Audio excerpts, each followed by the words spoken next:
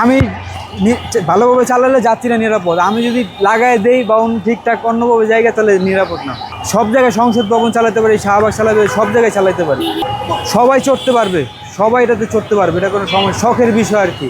শখের বিষয়, আমি মন চাইলো বাইকটা আমার ঘুরান, তাই আমি ওইভাবে আপনারা ঘুরাইতে পারো, শখের বিষয় আর কি।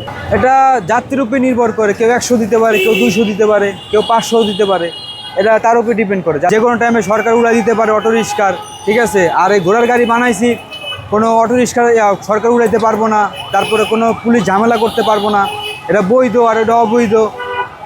আর এটা কারেন্ট বিল লাগে না, চার্জ লাগে না, কোনো বিদ্যুতের সমস্যা নাই, এই কারণে এই উদ্যোগটা নিয়ে ঘোড়ার গাড়ি বানাইছি।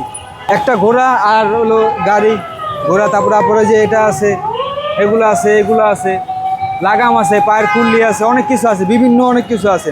টোটাল 1 লাখ টাকা খরচা পড়ছে। বলে যে না ভালো হয়েছে, এরকম উদ্যোগ আরও দরকার, আরও গাড়ি থাকলে ভালো হইতো। না, যে চালাইতে পারে তার জন্য ঝুঁকিপূর্ণ না, আর যে পারে না তার জন্য ঝুঁকিপূর্ণ।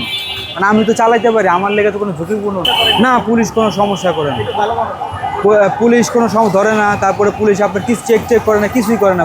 পুলিশ কোনো ঝামেলাই করে না। পুলিশ আরও দেখলে সাপোর্ট দেয়, ওই দিক দিয়ে যায়, ওই দিক দিয়ে রিক্সা যা সব খেদায় দেয়।